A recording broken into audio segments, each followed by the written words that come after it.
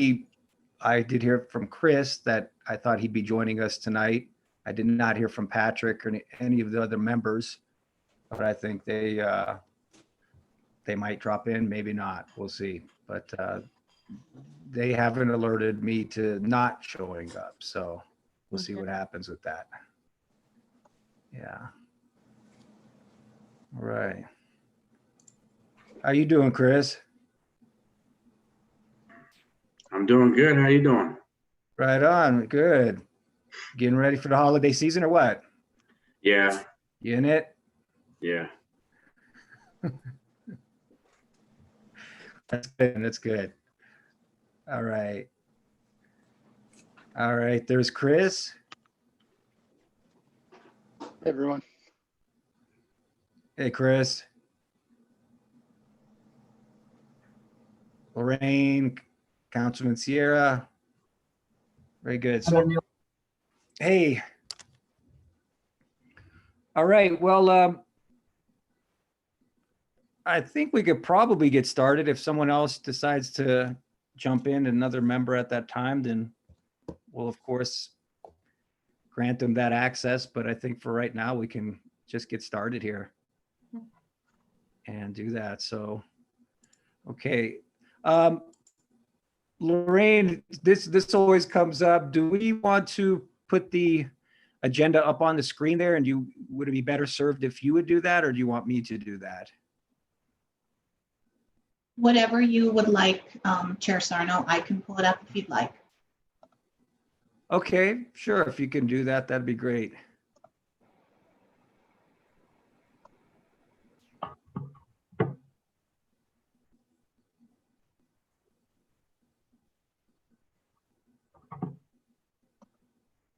Okay, perfect.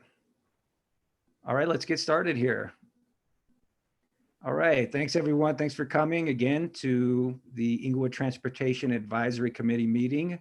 Today's date is Thursday, December 10th, 2020. The time is, I believe, 6:02, 6:03 p.m.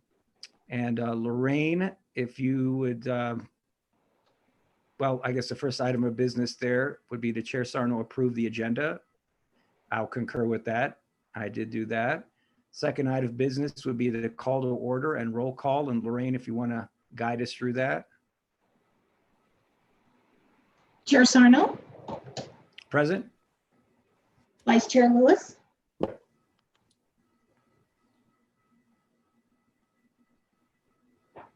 Member Dietrich, Present. Member Knadsen, Present. Member O'Connell, Present. Alternate Member Plasters, Mayor Pro Tem Sierra, Present. Director DeAndrea, Present. Sergeant McKay, Traffic Operations Administrator Groff. Present. All righty. And it appears we do have a quorum here, so we can continue with the meeting. First or following item of business would be the approval of minutes. That would be from our November 12th meeting.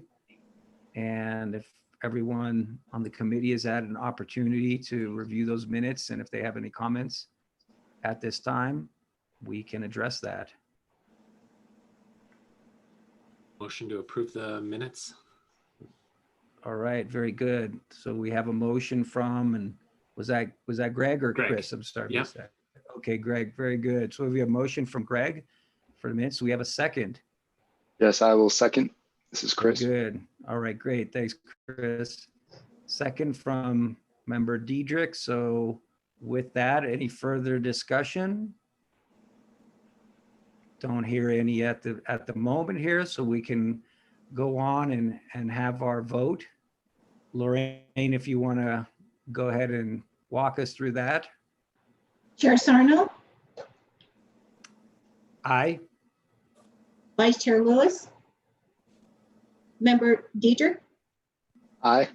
Member Knadsen, Aye. Member O'Connell, Aye. Alternate Member Plasters. Okay, I think we have 4 ayes, no nays, and so that motion carries. And we can move on to our first order of business here.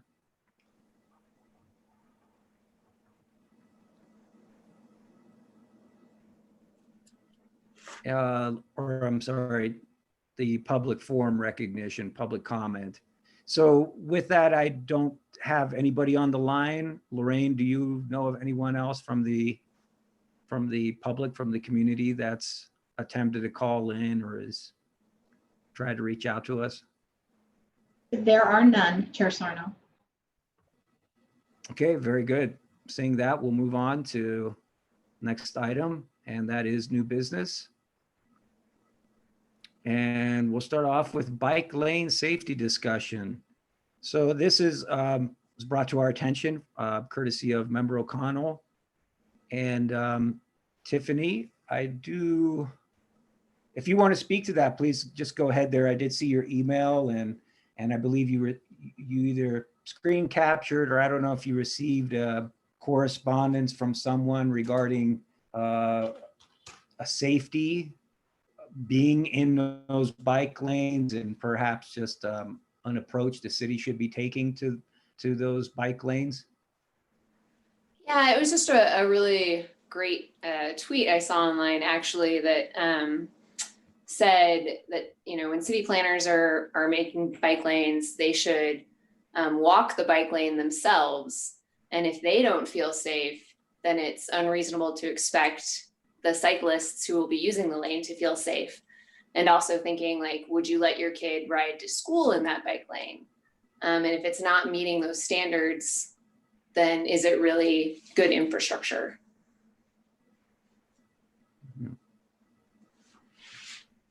And I just thought that could be something to keep in mind when we're thinking about how we're constructing bike lanes in the city. Okay. Yeah, well agreed to. I think that, the safety of all pedestrians and or cyclists and motorists, it's across the spectrum there, that anything that the city is doing with design and the roadway should encompass that. I would ask, and I think if Director DeAndrea, if you want to speak to this for a second there, but the city, I'm sure, follows all guidelines according to MUTCD and other manuals in regards to that, correct? In terms of bike lanes and their placement within the corridors.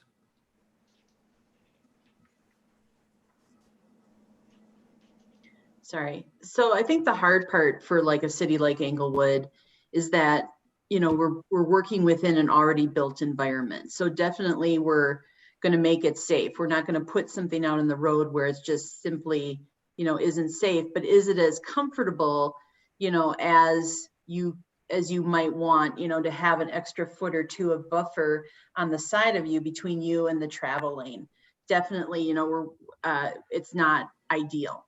So I think that's the difference is, yes, to Chairman Sarno's point, we're not going to design it unsafely. So we're going to meet all those design standards, but it's certainly probably far from preferable. I would agree with that too, Maria, in terms of understanding that attempting a retrofit, if you will, certain parkways, certain avenues and the like to accommodate bicycles. That's something that can be challenging at times because when you go back to what was previously designed and some of those criteria as to where we're at today, it's apples and oranges in a sense. And so that is a challenge on that. If you had a brand new roadway and you can dictate the amount of right of way that's going to be acquired up front, so forth, it's an easier thing to be able to really draft and design whatever you like. It's kind of an open canvas. But I understand the challenges that the city faces with that. So I think another point, that being said. Yeah, another point is maybe it's an evolution too. So with Dartmouth, you know, we tried to squeeze and keep the parking to keep people happy and try and get the bike lanes. So again, it meets criteria, but to make those bike lanes feel more safe and be more safe, we could take a lane of parking off. And maybe that's our next evolution and discussion is, oh, they're getting so much use, you know, could we ask residents to park on the side or the north-south streets and eliminate that parking on Dartmouth in order to make a wider bike lane on there? Yeah, I think that would be awesome, particularly the eastbound lane of Dartmouth between Broadway and Lincoln. The bike lane kind of makes a little veer to accommodate the street parking, and it's just so narrow right there, and you always get caught in the rush of traffic from the light. It's a little bit hair raising, and I'm a pretty experienced cyclist. Mhm. So Tiffany, were there any other places in the city that you spotted that you feel is something the city should take a closer look at, or do you feel that there's any other kind of restriping or anything that else that can be done in some other areas, or is this? I mean, just a I general? certainly realize the constraints when trying to preserve street parking and put in a bike lane. I mean, the road is only so wide. That one particular block of Dartmouth is just particularly bad. Mhm. And I think, you know, I think that would only affect parking for one house, and they could park on Lincoln. So I don't know that it would be too much of an ask to eliminate, you know, just that one bit of parking. Yeah. And just the lane width itself, the bike lane is quite narrow. My handlebars, I think, actually overhang both edges. So. Yeah, we could certainly reach out to the neighbors there for that block and just say, hey, you know, this is what we're considering, and see how much pushback we got. If you recall where we, up on Dartmouth Circle, we had that request for a crosswalk that we ended up putting at Race, and we took the parking off on the north side there.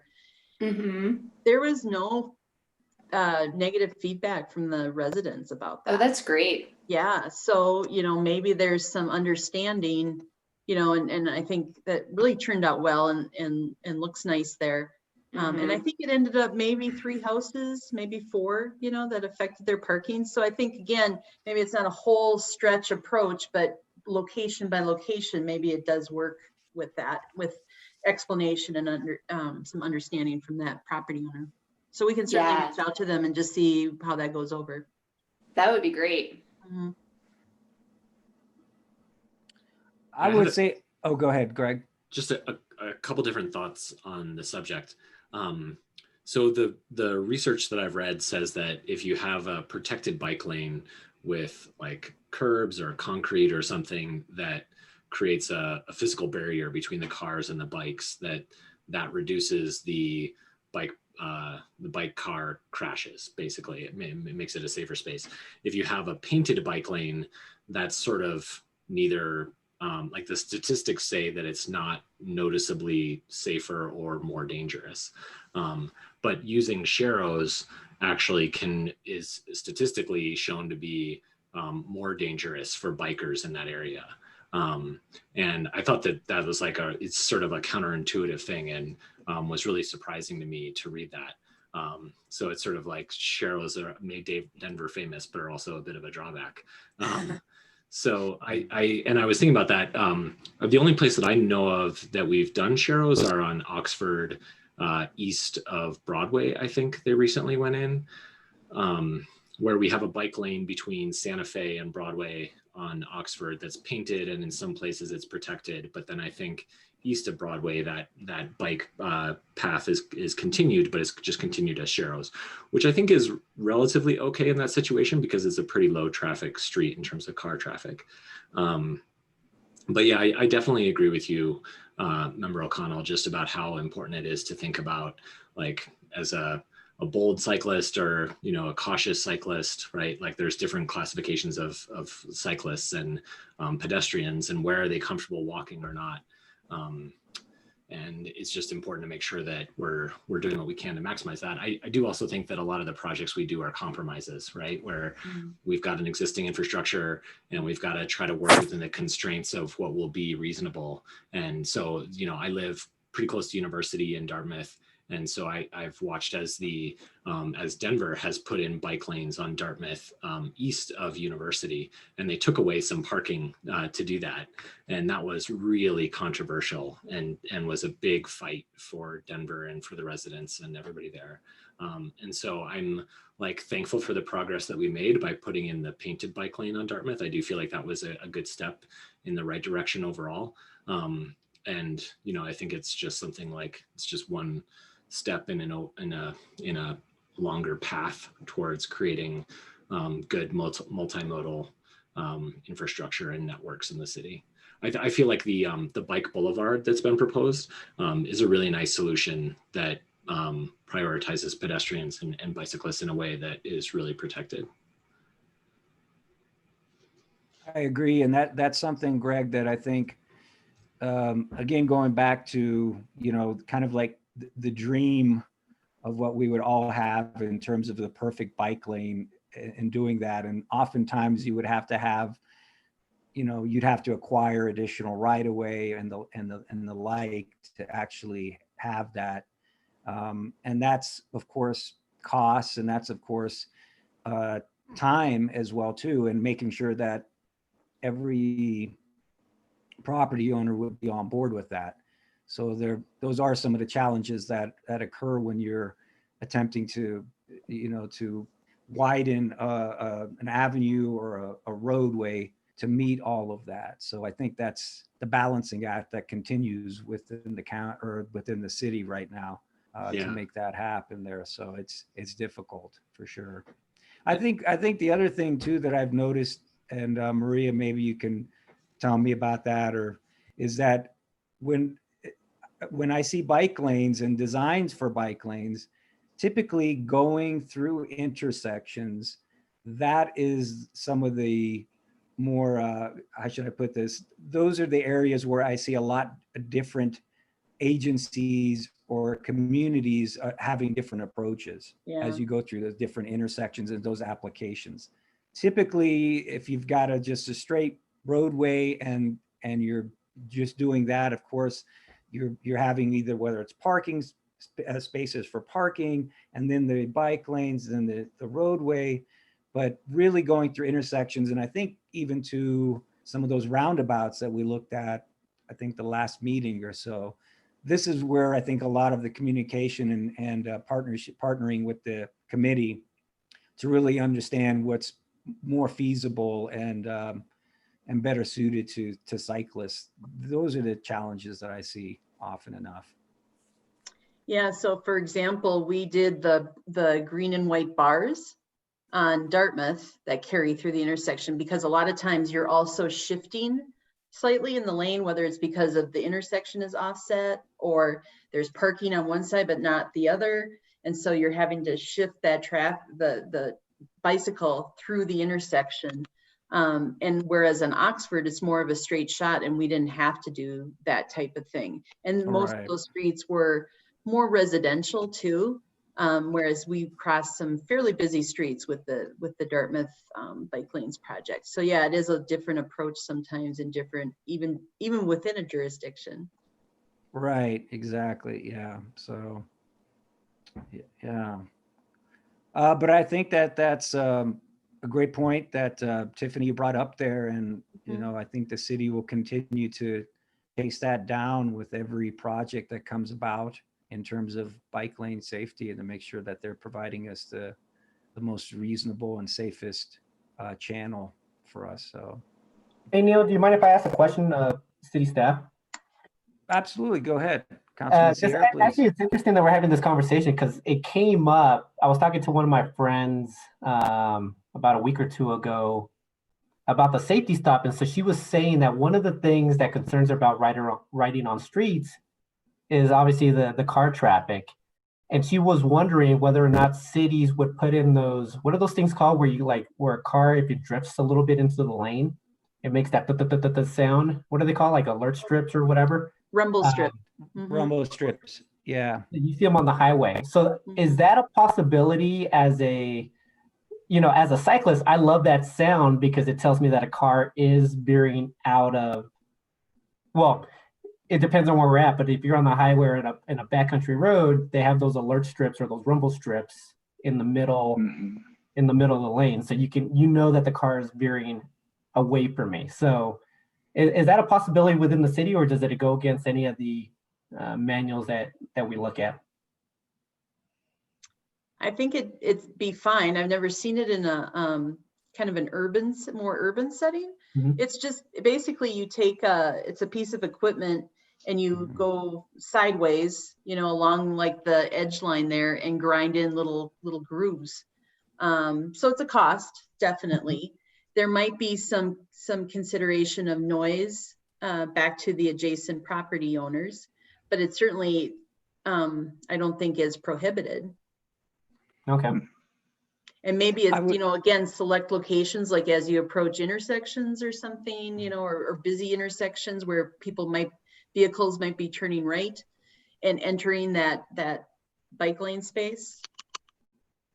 Okay. I would agree with that, Maria. And also, I think in terms of labor intensity, certainly if you're freshly paving a road and you're able to do that at that time, Mm. just having that piece of equipment there alongside the paver, and then just to be able to do that, that's more applicable in terms of that, as opposed to having to key that in on an existing pavement surface. I think Yeah. it's all doable, but certainly I think in terms of, when you're just paving a brand new road and doing that, or an overlay, that's typically the opportunity to go ahead and put those rumble strips in, or delineate the median, or I'm sorry, the double yellows and so on, center line. I can certainly do more research on, applications in more of a residential or urban setting as well. See if that's been done in other places in the country. Yeah. Okay. I have a quick Any question other- or comment here too. It's all right. Yeah, go ahead, Chris. The rumble strips, just something I hadn't thought about in an urban environment, but I definitely support at least looking into that, not knowing where the right applications would be, but you wouldn't put them everywhere, I feel like, but there are definitely some spots that would benefit from that too. So I think that's a great idea. I had a question just kind of based on Tiffany's kind of initial prompt too. It got me thinking of, the different ways that we use the built environment and the different modes of transportation, and thinking about lately with people being at home a lot, we see people sometimes walking down the streets, or we'll go out in the street to give some people some space when we're walking sometimes. But my question is, what is the rule about actually walking in the bike lane? Is that allowed? I'm not sure. I don't know if maybe Sergeant McKay could chime in on that one. He's not present, I believe, Chris. Yeah, I'm here. There it is. Oh, here he is. Okay. Yeah. How are you doing, Sergeant McKay? Yeah, so the question was, Actually considered a roadway. So, a roadway. Okay. yeah, so the bike lane is not for pedestrian use. Mhm. So it's considered a roadway from curb to curb. Okay, thank you. And I don't mean that in any way to diminish what Member O'Connell said. I thought that was a very thought-provoking way to bring up the topic. And I'm thinking about, walking, whether it's a roadway, bikeway, or maybe it's just, taking the bike path under Santa Fe. And, a couple of years ago, there were a bunch of lights out. They've been updated and it's much better. But just as a general way to look at some of those other, the safety of how we're using some of those areas, I thought that was a great question and topic, Tiffany. So thanks for bringing that up. That's all. All right. Thank you, Chris. Okay. Any other comments or for this topic at this time? Okay. Hearing none, we'll move on Thank you for that, Member O'Connell, for that topic and for that discussion. Let's move on to our next item, Platte River Trail, Mary Carter Greenway proposed detour discussion. This is again, Member O'Connell, you brought this to our attention, and I think you even brought it up at our last meeting, but we could talk about it a little bit more in detail here. And this is in regards to the proposed Dartmouth and Platte River Bridge there that's going to be demoed and replaced. And I can't recall, Maria, can you tell us again when that's anticipated to happen or expected here? Yeah, we're trying to bid it out like in February or March. So probably construction beginning late summer of next year. Okay. Early summer, late summer. Yeah. And so I guess, Tiffany, what your thoughts were is that you'd like to just kind of just get ahead of this right now and just sort out maybe some potential detours for that intersection there and for the Greenway and so on. Is that correct? Yeah, that's just a really busy trail segment, and I've seen good detours and bad detours on the Platte over the years. And so I think it would just behoove us to give it some thought and make it a safe detour for what will probably be a lengthy closure. Okay. What I can do is bring up Google Earth on the screen and maybe we can just start looking at it that way. Okay. Does that sound fine? Or unless we have any other approaches here. Let's see here. Has the city done any planning on this, or was there anything proposed yet? Or I'm just curious. We're still finalizing the plans, so we can, based on, hopefully it was already going to be safe, but we can certainly bring this back and have you look at what the planned detour is for during construction. As we finalize the plans, probably January or February, we should be able to bring that back to have you look at it. Oh, great. All right. So we've got some time to provide input. That's awesome. Mm-hmm.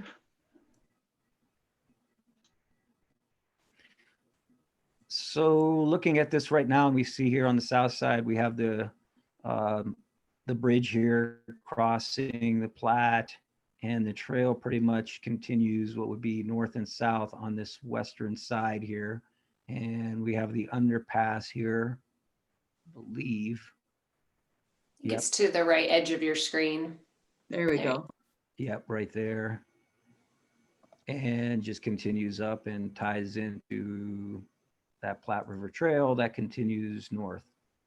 So right now, I'm expecting, and I don't know the phasing right now, Maria, on how that's going to be completed. Demoing that, certainly if they're going to be on this west side immediately, that's going to be impacting that. What are thoughts about having cyclists come up? And both of these intersections right here on both sides of the bridge are signalized as well too. So again, what has been some ideas from the city? Yeah, so we aren't completely demoing the bridge. So we're just widening it. That's right. And then resurfacing. So we will be able to keep the, at least one lane of traffic, hopefully in each direction, at least maybe unless for some minor, weekend closures or something like that. There's just so much truck traffic and commercial traffic through here. We talked about the idea of just closing it down and making it for a shorter window, but I don't think we can. And so it really is just widening. Probably what the phasing will be is widening the south side, then widening the north side, and then coming back to do the signal work and the approach work as phase 3, and then whatever concrete. And then the final would be overlaying the bridge, removing the top lift and replacing that top layer. Right. To your question, I think so they could still come up here to the intersection with the signal and then cross and continue on either north. But they shouldn't, that's one of the issues we have to deal with, is it's called 4F. when you impact trails. And so the state is also going to be looking at that plan to make sure that we're impacting that trail crossing as little as possible. Mhm. Okay. Yeah, I mean, I think it will be a pretty easy detour for northbound riders.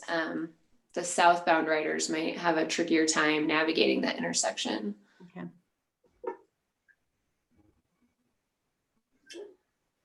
Certainly, I think we would try to limit the amount of detour, if you will, to have to go around, this intersection, correct?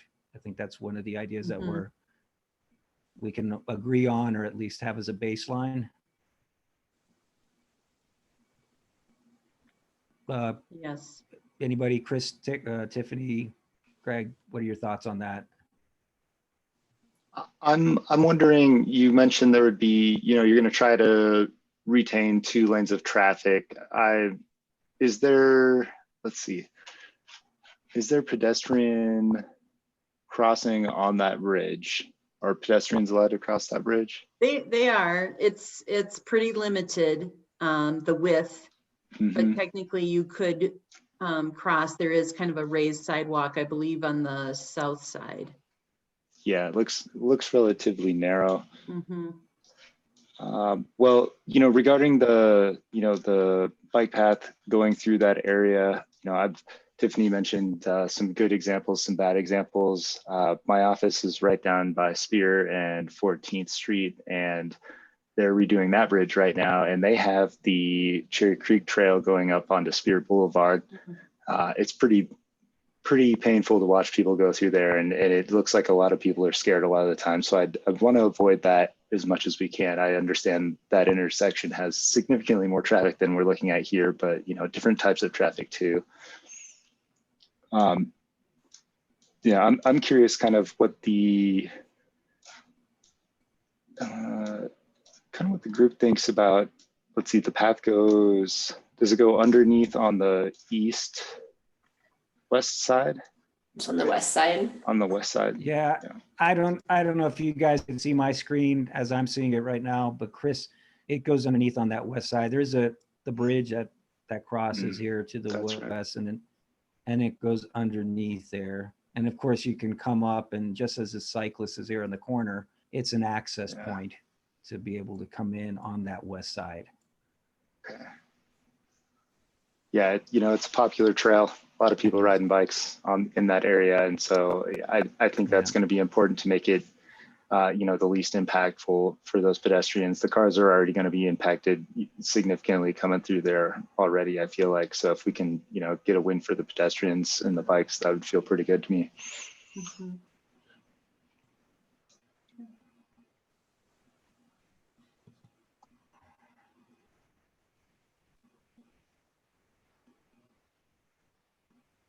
Yeah. Yeah, I'm just trying to think how a southbound rider would navigate that, if they would have to cross South Platte River Drive and then cross Dartmouth and then cross back over to the east side of South Platte River Drive, making a 3-legged jog to regain access to the trail. That would not be super great. Yeah.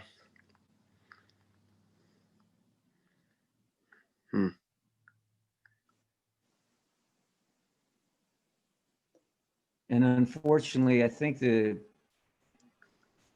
next kind of crossing is up a ways here. I think it's by the Harvard Gulch Trail. Yeah, there's Oxford. That right here. Oh, I'm sorry. I was going to the north. Oh, north. Oh, sorry. Okay. Yeah. Is it That's Iowa? Not that's not a crossing. Yeah, that's a water Iowa. pipe.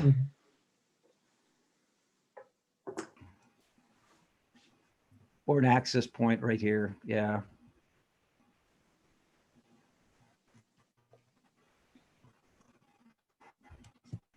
So again, yeah, that's to the north there, and to the south. I'm not sure where the next one would be.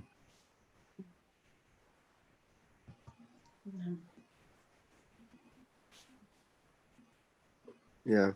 Yeah, it's up by Grant Frontier Park is the next place that the trail crosses over. Which I think is far enough away that it would be a substantial detour. Yeah. Yeah. And so in a sense, kind of, do we have some consensus that essentially we would like to have whatever detour kind of enacted here at this intersection, as opposed to, you know, meandering somewhere far off, whether it's north or south, I guess. Yeah. I just don't see any other avenues for that, if you will, right now, this So moment. Neil, just a quick question. What would be potentially out of service? Like what section? Just underneath the bridge, or? I believe that would be the case, just pretty much, if you can see here, Councilman Sierra, where Mhm. the trail, typically many riders, if they're just, you know, going on here, they're just going, taking this right underneath the bridge here, tying in there. And I believe they would have to come up off of here and just come to the roadway here and to the intersection, and So that- avoid going underneath there. I guess I was just thinking of it in terms of the connection from Inglewood, from Dartmouth, that actual bike trail, that won't be affected. In the sense that if they're going north on the bike trail, they're still able to pick up the detour wherever it is. Correct? It sounds like it would. Like that still would be operational. Do you understand what I'm saying? Yeah, I believe so, Councilman Sierra. So what you're saying is that they'd still be able to pick up that detour, even if they are not able to, pretty much they would have a closure here, having them going underneath the structure, but coming up to the intersection here, and whether they have to cross then further to the west and do like a three-legged deal, coming to the west, going north, and then perhaps back down to the east again to tie into that. I think right now that seems to be the simplest and easiest path for them to reconnect onto the trail. Yeah, I was concerned about the little Dry Creek trail that you have there that's on your screen right now, that bridge. That still will be operational and would allow northbound people to converse or commute up north. So we're good there. I believe so. I don't think I see any obstructions right now that would preclude us having to close that down or do that at this time. But you know, oh, go ahead, Chris. Yeah, I mean, so it sounds like you're going to be sort of doing either side of the bridge at a time, you know, widening it and then resurfacing and all of the procedures. I don't know all the technical terms, I apologize, but you know, is there an opportunity or an option at all to do some sort of a protected tunnel under the bridge that maybe, you know, you could use that for most of the time, and, you know, maybe only do some sort of detour that would have to go up and over Dartmouth, you know, out of only when you're doing some operations that require something might fall down that's heavy that direction? Or do you know if they're planning on completely redoing that portion of the bike trail as well as part of the construction project? Yeah, so I think so not across the river, but on the west side here, north-south, are you talking about? Remember, Dietrich? Yes, where the trail goes underneath the bridge there. You know, you see in big cities when they're working on skyscrapers, they put a cover or other things like that. I know that's not a perfect example, but you know, depending on the operations and the things that are going on there, are they planning to just completely take out that space, or is there potentially an option for us to protect that and only have the detour go over Dartmouth, you know, when they're doing certain operations? Yes, so I think that would be the intent, is to keep the underpass open with some sort of covering, you know, like a plywood structure or something to prevent falling objects from falling on bikers for the majority of the time. There might be small periods where we would have to close it down where they're actually doing work in that area. So I think what we can do is come back and show you some of those schematics of what that would look like, and maybe get a better time frame from our engineer of how long those closures might actually occur for the different phases. Yeah, I think that would be really helpful. You know, thinking about a permanent, long-term, months-long solution versus something that might only be affecting certain times of day or days of the week is gives a little different perspective on how I would provide my input on some of those things. So that would be very helpful. I thank you for offering that. Do we know, Maria, the duration of this project roughly? Yeah, I think they're thinking 9 to 11 months from Yeah. beginning to end. Yeah, I think so. I think, you know, obviously, as a contractor initiates their work and through their phasing, and then we learn a little bit more about how a contractor is going to approach the project itself or themselves. You know, that can be accommodated, but certain operations, as you're suggesting too, I mean, whether it's, you know, they're going to be erecting girders and doing that, obviously at that point, then at that point, there will be a substantial detour where you can't have that underpass there. Yeah. So it would have to be one of those where you're going to have to understand and work with the contractor in terms of their phasing, their scheduling, and the kind of work with that, coordinate with the contractor in that sense, depending on their schedule and operations, as you mentioned. Sure. Yeah. Yeah. Awesome. I really appreciate everybody's input. I just wanted it to be something we had thought about before it rolled out. Yeah.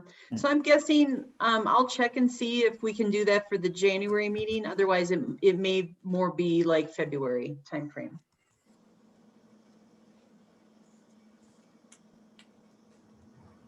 Okay.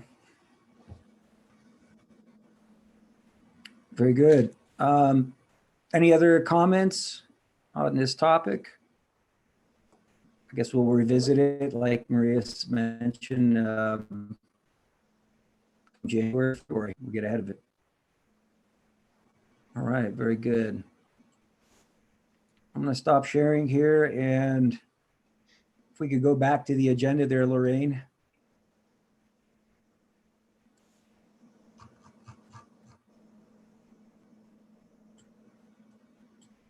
Okay, so we're at Director's Choice.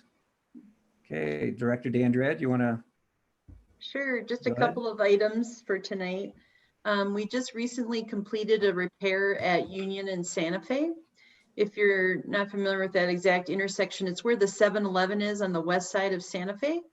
And Union's a pretty busy road. There's a waste management facility back there, as well as some other industrial. And what was going on was vehicles that were coming south on Santa Fe and turning were rutting up that asphalt and making a significant ruts and just making it very uneven. So we took out the asphalt down to about 12 inches and replaced it all with concrete. We did have a pretty significant, it was maybe, I think it was in 2018, a pretty significant crash there of a motorcycle who actually, curved through there and was caught off balance. So I think this is going to be a much safer approach with all that heavy traffic turning. It's really can push the asphalt, whereas the concrete will respond much better. So we just finished that last week and reopened that to traffic. And then very nice. Oh, I'm sorry, Director Andre, because you mentioned the cyclist, but I know Steel Cycle is a business that's there. Yes. So there's a lot of motorcyclists I know that use that's that true. right through there. So go ahead. Yeah, and then the only other thing I wanted to mention was just a heads up on January 11th, we'll be having a council study session to talk about transportation safety in general. This was an element of the strategic plan that City Council put together last January. And so we're reporting out on that. Public Works and PD are going to jointly present that. So if you're interested and want to tune in that night, or if you can't make it, maybe watch the YouTube video of that session. and just presenting an overview of how we want to address transportation safety going forward. And then January 11th. That would start at 6 p.m. Thank you. All right. Very good. Okay. Anything else, Director DeAndrea? Nope. All right. Thank you. Moving on to Chairperson's choice. I have a few items. Just some are just more or less reminders here, but I wanted to not forget about Mr. Tom Sanders. I think it was 2 meetings ago, Maria, where he came on the line there. And if you recall, I believe he had some issues regarding people cutting through East Floyd Place and coming back around near University there. So I think where that discussion trailed off was the possibility of the city doing some traffic counts or so on, I think, in that area. So, and I know Guy was there at the time, and I know he's no longer with us. So I know you've got plenty on your plate as well, too. I just wanted to bring it up as a reminder. At some point, he might come back. And no want problem. some sort of response. Yeah, thank you. I did reach out to Mr. Sanders. We have gotten the traffic counts. So I just need to analyze them and get back to him, and then I'll provide a report at our next ETEC meeting. Perfect. Great. Thank you on that. And let's see. But just noted the crosswalk art that I've noticed on Broadway is just fantastic. There's been a few locations there that I think they really stand out and really add to the corridor there. So I just want to again commend the city, and I don't know if that's Chris Groth that has got a hand in there. I didn't know he was so artistic, but hats off to you, Chris, if you had any part in it. Thank you. We did. We did the install, but I didn't design that. All right. Good job, man. Sounds good. Awesome. Thank you. And speaking of that, and then the next thing I did notice that I received in the mail was the good old Inglewood Wayfinding and Placemaking Survey. And I think that's something else that, as I briefly looked through it, is I think going to be an addition and wonderful benefit to the city as well. So, Maria, is there any other information on that, on a timeline? I know we have the funds identified for 2021. So I think the initial step was that survey to reach out to the community, and then kind of get a game plan together for implementation in the 3rd and 4th quarter of 2021. Great. Yeah. I think that adds it serves, it's functional, and plus adds aesthetics to the community. So I think that's a good step as well too. And again, just speaking to, I think I've seen a lot more outreach from the city recently on these sorts of issues or suggestions. And I really like to see that as well too. So it's a good step forward. And then the last thing that I have there was regarding, I think the last meeting I talked about not getting any responses from member plasters. And I think there was some discussion about maybe having the city discuss or the clerk or someone talk about what the next steps forward would be for that in terms of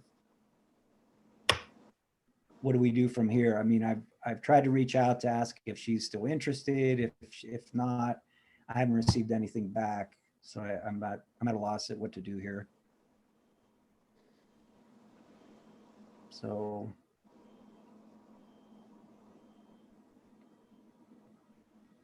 I think, Lorraine, you had provided some data on that, and that it was, if you've missed 5 or more meetings, then I believe then the action is a recommendation from the committee or the commission to replace that person with another citizen.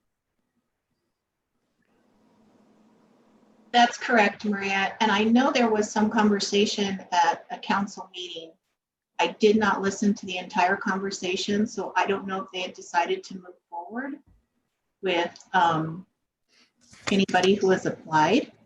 Do you recall that discussion, Maria, or Mayor Pro Tem Sierra? Yeah, I don't know that they knew our specific situation for ETAC. But again, I think it's at the commission's desire if you want to. Lorraine, did we ever send like a formal letter in the mail? Maybe asking for Ms. Plasters if she wanted to continue? Because maybe we do that and then we can, depending on her answer or lack of answer, then maybe the commission takes action at the January meeting. Yeah, I believe that the first steps would be, of course, to understand or acknowledge that if so many meetings have been missed in a row and meeting that criteria, certainly then that's the first step. And I think that is the case. And then secondly, if it would be coming from the city as to, as you mentioned, Maria, some sort of a letter, and I got some agreement there. And basically to move forward with that. But I don't know, Chris, you've been a member and a chair for many, many years. Have you ever had this come across while you've been chair yourself? I can't remember that as long as I've been a part of ETAC. Typically, if someone has wanted to just leave the committee, they've just notified us and then it's been said and done, but to where you haven't had any responses. Yeah, I haven't been around for any sort of no call, no show type situations. So I haven't seen this addressed before. Usually, like you said, there's a resignation letter or a term limit is what I've seen typically. Yeah. Chair Sarno? Yes. So I'm looking at the email that I had sent to City Clerk's office, and according to our bylaws, it states any committee member missing more than 3 consecutive meetings without prior notice in a calendar year may be removed by the City Council. Any member missing a total of 4 meetings in a calendar year with or without prior notice may be removed by the City Council. Prior notice is considered to be either a written or verbal statement to supporting staff members. Right. Okay, thank you for that, Lorraine. You're welcome. Yeah. Again, yeah, I mean, I could possibly try another email or that, but and certainly if she wants to remain a part of the committee, I'm more than welcome for that as well too, but I haven't received anything to suggest that. So I think Greg, you had brought up that the city was doing interviews, and I don't know if that's continuing on or if that window is closed as well too. So I'm not sure of that. I can talk to that point, Neil. Oh, go ahead, Councilman Sierra, sure. So we did discuss, and I was actually looking through my notes, and so everything that Lorraine stated is correct. We actually did receive an email in mid-November from the clerk alerting us that there's potentially a new alternate for ETAC needed. And so at that point, we had already gone through the meetings, and so we did discuss that night whether or not we wanted to open up new interviews. And it was decided that we would hold off until the next period, which the applications, I believe, start sometime around April, and we go through the end of June. So we're going to keep that schedule because ETAC is one of 4 boards that are now missing members. Okay. Thanks for that, Councilman Sierra. Yeah, I mean, right now, I would say that the core members of the group are all present most of the times, and so I don't see really a problem with meeting quorum for our meetings right now and doing that. But of course, just to have that, if we have an opening and if it can be filled, I think that's the direction we'd like to go in. Yeah. That. So, yeah. Okay, very good. Thanks for that, Councilman Sierra. So I think right now we can maybe just look at April as kind of a loose time or roughly a time to reconsider that, bringing on another member or alternate. Great. Okay, that's all I've got. And I'll just go ahead around the room here. And we'll move on to committee members' choice. So we can start off with Member O'Connell. I don't think I have anything. I did notice the little, cars yield to pedestrian sign in the crosswalk on Platte River Drive and Little Dry Creek. And I was happy to see that, so. I like seeing those too. They're great. Just alerts everybody. So I enjoy those as well. Anything else? Nope, I don't think so. All right. And I think we had Member Lewis. I think he's online with us also. Oh yeah, I'm here. All right. How you doing, Patrick? Doing great. All right. I'm good to see you. Go ahead. I don't have anything right now. Okay. Sounds good. Move on. Let's go to Greg. The only thing I thought I'd share is that I was down at Floyd and Broadway, and I experienced the like pork chop shaped island there that makes it so that there's crosswalks all the way around the intersection. I saw some folks using it, and they seemed to be happy to be able to like stand in the intersection, get a shorter walk across, and it looked like it improved the flow there. I was going through on a bike, and it worked fine for me, and just felt like it was a nice improvement. So thought I'd just share that with folks. If you haven't seen it, check it out. It's pretty nice. Yeah, I've noticed that too, Greg. I like it. It feels like reward after a long, hard, I don't want to say it was a battle, but it seems like it's been a while since we've wanted that, and it's finally here, finally arrived. So I agree. Definite improvement. Yes. All right. Anything else, Greg? Okay. Nope. Let's move on with Chris Diedrich. And you're going to be stealing the show for us, Chris. Go ahead and Jeez. talk to us. All right. Yeah, well, Greg, I echo what you said about that intersection there, Broadway and Floyd. I was going to bring that up too. I've had a couple of people say things to me about that because they know I'm on the committee, and something that it's been a long time coming. It seems like we talked about a mid-block crossing in front of the Gothic for a while. It'll be really interesting to see how this fix, which mid-block crossing notwithstanding, I think is an appropriate fix for that intersection anyways. So thank you guys for getting that moving there. And also I've heard some comments about some of the crosswalks downtown again, the creative ones with the artwork on them, and some more good feedback just in general.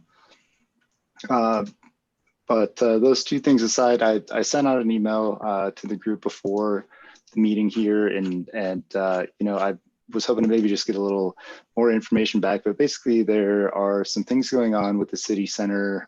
There's some strategic planning with the city, some new developments coming in. There are some leases coming up on buildings or that we're looking at terminating in the area. So the planning and zoning group in the city center area has been looking at potentially some rezoning or adjustments to the zoning in the area, and just the general change in that area that is, seems to be forthcoming. Some of it will come sooner, some later, but with some of the bigger projects going on, there's kind of this master plan, right, for the area. And so I had noticed in one of the memos from City Planner John Vilbril that part of the rezoning might have some effects on the types of buildings or uses of those areas. And I just wanted to bring that up sort of as a general topic. I think I don't know enough about it to have a deep discussion on my end at this point, but I think we need to maybe have some opportunity here to look at some changes that may be forthcoming or discuss those with the committee. So if they're going to be changing some of the zoning in that area for different use types, maybe more apartments or more specific office buildings or whatever it may be, or if in that city center area, they're going to be, they've talked about more open spaces or parks in some of the plans. It seems like some of these things are moving forward, and I wanted to make sure as a committee that, we were able to not only be a part of that process, but as a conduit to the community, also provide some inputs on those things. And as we're talking about these transportation projects with within the community, that area is sort of a downtown hub, and it's a transportation center for the community with all of the different modes kind of flowing through that area at the city center. So, if there were going to be some sweeping changes, it might change the way we talk about some things on this committee. And I just wanted to kind of open that conversation up a little bit because, we've addressed other things in that area, like the trolley. We've had lots of really good conversations about potential hours or routes on that. The buses are going through that area. A lot of people use it on the light rail, in particular to go to the Walmart. See a lot of people going back and forth. It's one of the closer large retail stores to a light rail station. So there's a lot of things like that in that area. We had the change with the police station on the south side of Hampton, change with the one-way, but there may be other things with emergency services if we're going to have more population or apartments in that area. And I just wanted to kind of get ahead of it and make sure we were part of that. We didn't request the city planner to be on this meeting per se, but I think it might be good to get a little more insight into kind of where things are at in that area and what the current status is and what might be expected to come soon. And so my question kind of is for the city a little bit, and potentially Councilmember Sierra, if there are any things that had come across your desk or that you guys see coming as well that we might be able to have inputs on. I wanted to just make sure that if we have an opportunity here, that we can talk about it. So sort of an open-ended question, I suppose, but maybe, Maria, if you have any insight, I know you work with John quite a bit too, so if there's insight into what's going on there that maybe we can have a hand in, that'd be great. Yeah, I'd really like to bring him in, and maybe somebody else from our economic development team, just to talk around those issues. Obviously, transportation really is impacted by all kinds of development. And so I think it's appropriate to have that discussion and really allow them to hear firsthand from you guys any concerns, or just talk through what the plans are. So I would suggest maybe putting that on a future agenda and bringing those specific staff people back. Okay, yeah, I think that would be good. They've done several phases of development in that area, from when it used to be a park and it was a mall, and now we have the current situation, and there have been some phases in between. There's some large residential buildings, which I'm not necessarily opposed or in favor of. I'm neutral on the topic, but looking at the way that the pedestrians use the streetscape and some of those things in that area, I think would be important for us. There's been some good work done in that area. There's also some areas of improvement, and if we can, have some positive input on that development, I think that would be great. Yeah, Chris, I just skimmed through that PowerPoint that you linked to, and I think there's going to be over 350 plus residential units that are being proposed at this time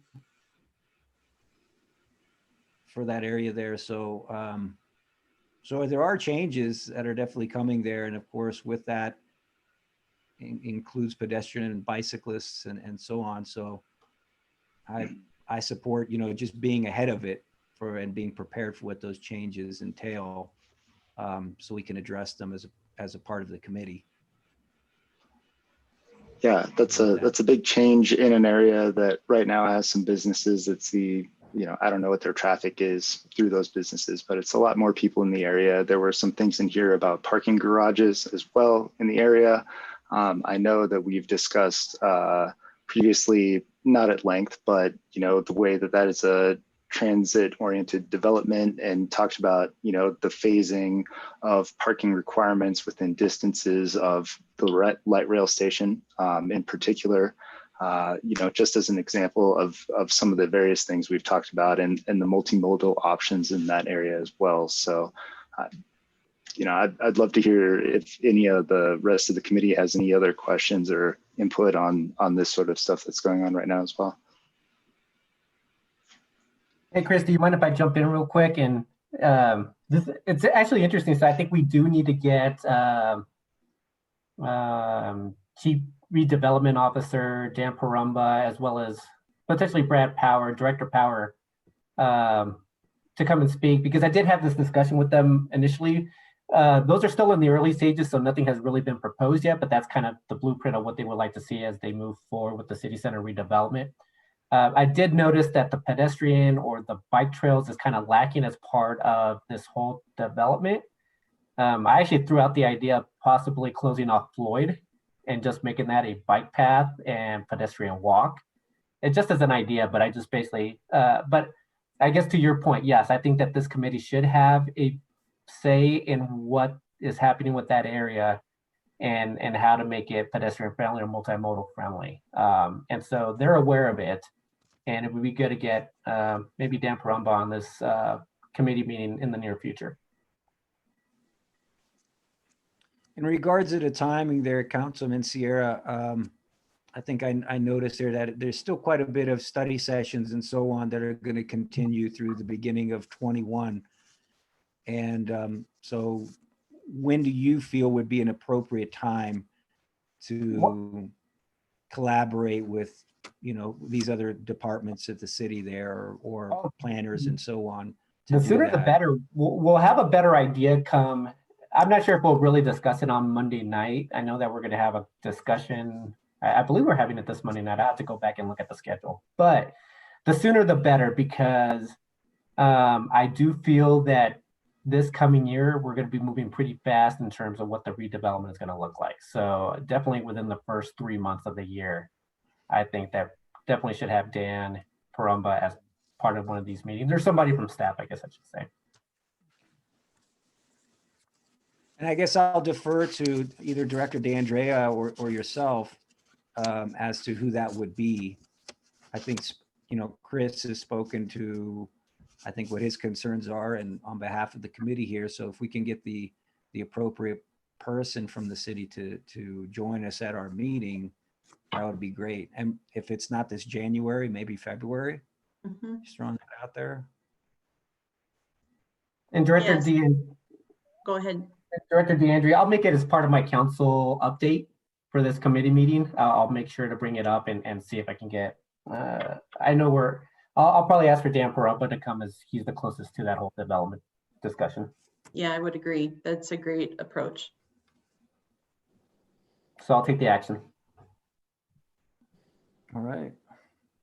I appreciate that. And I think, you know, we've got some great opportunities here with all of these, you know, bigger plans and some companies eager to come in and do some redevelopment and frankly, citizens ready for some redevelopment in some of those areas too. So, you know, if we want to make sure we can play a part in that process. So thank you guys for offering that up. I think that's going to be a great spot for us to provide some input in a, you know, big change that's going on in the city here. Great. Okay, Chris, was there anything else you'd like to add on this? No. Okay. Thank you. Very good. I think that rounds out our committee members there. I don't think I've missed anybody there, and I'd like to move on to city staff and see if they have any comments at this time. We'll start off with Chris Groth. Yeah, no, I was just looking for feedback on the Broadway Floyd modifications, and it looks like we got some good feedback. We could all do a thumbs up for you at the same time, Chris. How's that? I think it's Good or excellent, bad. man. Yep. I think so. You got a lot of smiles on that one for sure, man. Excellent. Anything else, Chris? Nope, that's it. Okay. Sergeant McKay?